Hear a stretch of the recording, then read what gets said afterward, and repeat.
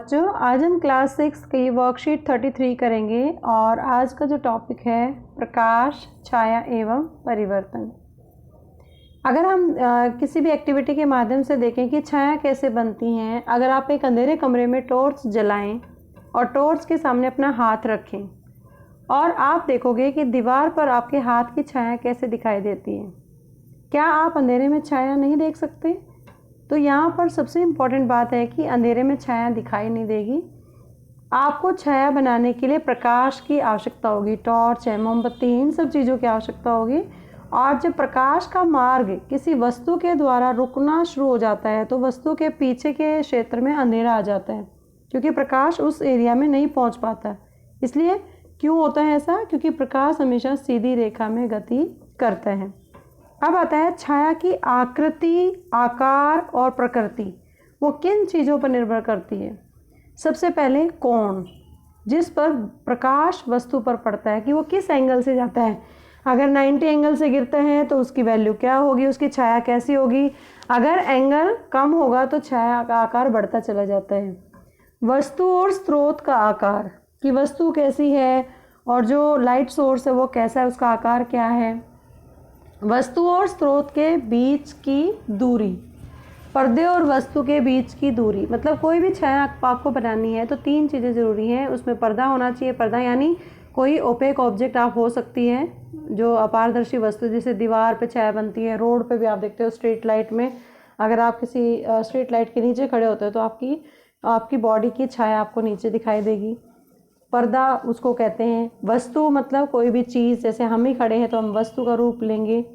और प्रकाश का स्रोत जो लाइट है, लाइट, वस्तु और स्क्रीन, 3 चीज़ें इसमें ज़रूरी हैं। कोण, जिस पर प्रकाश वस्तु पर गिरता है। आपने देखा होगा कि दोपहर के समय सूरज है बिल्कुल हमारे हेड पे होता है और डिस्टेंस कम होती है। तो जो पेड़ है, अगर सूर्य का प्रकाश की अगर छाया के साथ साथ हम ध्यान दें कि लंबाई समय के साथ कैसे बदलती है। एक पेड़ की छाया दोपहर के समय छोटी होती है और सुबह शाम लंबी होती है। और पुराने समय में लोग इसी छाया के आधार पर ही समय बता पाते थे, क्योंकि वो अंदाज़ा लगा लेते थे कि अभी सुबह के 11 बजे हैं या 10 बजे हैं या शाम के 4 हैं, 3 हैं। वो अपनी दीवारों पर छाया को देखकर ही समय का अंदाज़ा लगाते थे। पहले घड़ी नहीं होती थी, तो छाया एक बहुत ही ऐसा जरिया था लोगों के लिए कि वो समय का आकलन कर पाते थे अच्छे से और अपना काम उसी आधार पर करते थे।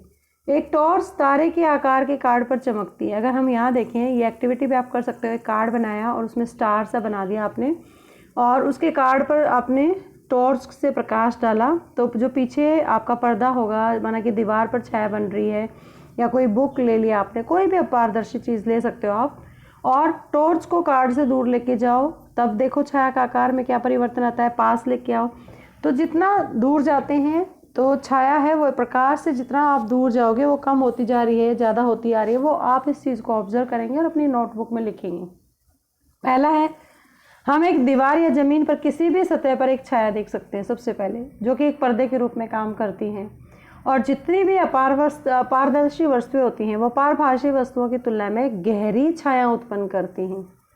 एक अपारदर्शी वस्तु प्रकाश को पूरी तरह से रोक लेती है, जबकि पारभासी वस्तु प्रकाश को आंशिक रूप से वहाँ से गुजरने देती है। एक पारदर्शी वस्तु शायद ही किसी भी छाया का निर्माण करती है, क्योंकि वह प्रकाश के माध्यम से गुजरने में बाधा नहीं डालती है।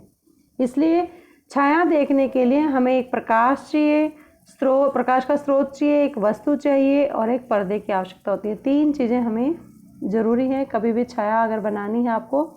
और छाया सदैव काली होती है, क्योंकि वहाँ पर रंगीन वस्तुओं की छाया भी काली होगी।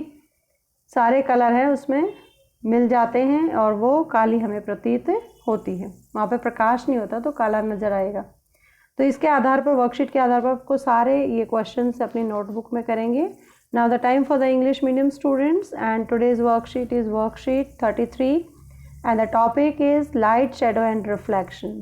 So everybody know that when we light a torch in the dark room and hold your hand against the torch, you will see a shadow of your hand formed on the wall opposite to the torch, and you cannot see a shadow in the dark. Why? Because you need some source of light for the shadow to form, and when the path of light is obstructed by or blocked by the object, The reason behind the object remain dark as no light reaches that region. So this is because light travels in a straight line. A shadow is formed only when some part of the light is blocked by the object. Now the next question is that how shape, size and nature of the shadow depend upon what things? First of all, the angle at which light falls on the object. Second is size of the object and the source. Third is distance between the object and the light source. And the fourth one is distance between the screen and the object. For example, if you see here in this picture, this is the tree is the object, sun is the source of light, and this ground is called screen. So three things are important to make the shadow.